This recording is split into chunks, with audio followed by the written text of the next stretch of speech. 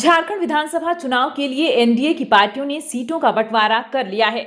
भाजपा ने सहयोगी दलों में आसू पार्टी को 9 सीटें दी हैं, जेडीयू को 2 सीटें मिली हैं, लोजपा रामविलास को 1 सीट ऑफर की गई है। जीतन राम मांझी के नेतृत्व वाले हिंदुस्तानी अवाम मोर्चा हम पार्टी की इच्छा भी झारखंड में विधानसभा चुनाव लड़ने की रही है, लेकिन उसे कोई सीट नहीं दी गई है। सुदेश महतो के नेतृत्व वाली आसू पार्टी को 10 सीटें दी गई हैं।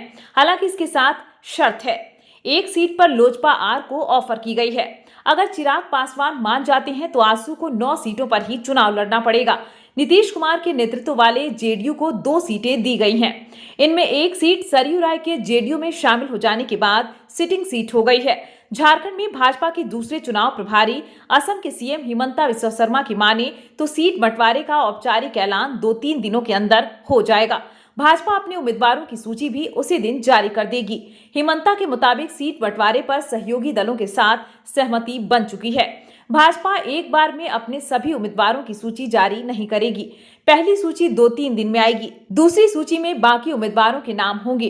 पहली सूची में अनुसूचित जनजाति के 28 उम्मीदवारों के नाम होंगे। भाजपा पिछली बार इनमें सिर्फ 2 सीटें ही जीत पाई थी। भाजपा की सर्वाधिक चिंता इन्हीं सीटों को लेकर है। इसके लिए भाजपा ने अनुसूचित जनजाति से आने वाले अपने दिग्गज नेताओं को मैदान में उतारने का फैसला किया है। बाबूलाल मरांडी को छोड़ अर्जुन मुंडा और चंपाई सोरेन समेत कई बड़े नेताओं के नाम एसटी सीटों के लिए भाजपा ने तय किए हैं। हालांकि एक जानकारी यह भी निकलकर सामने आ रही है कि अर्जुन मुंडा खुद चुनाव लड़ना नहीं चाहते, अपनी जगह वे पत्नी मीरा मुंडा को प्रत्याशी बनाना चाहते हैं। भाजपा पिछली बार हेमंत सोरेन से मात खा गई थी। इस बार उसने पिछली गलतियों से सीख लेकर कई बदलाव किए हैं।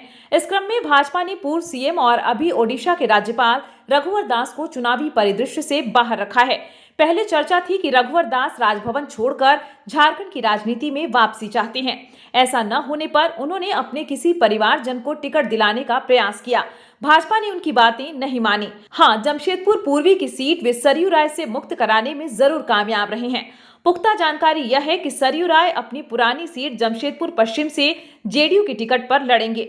रघुवर दास को हराकर जमशेदपुर पूर्वी सीट झटकने वाले इस शर्त पर वह सीट छोड़ने को तैयार हुए कि वहां से रघुवर दास के परिवार के किसी सदस्य को उम्मीदवार न बनाया जाए।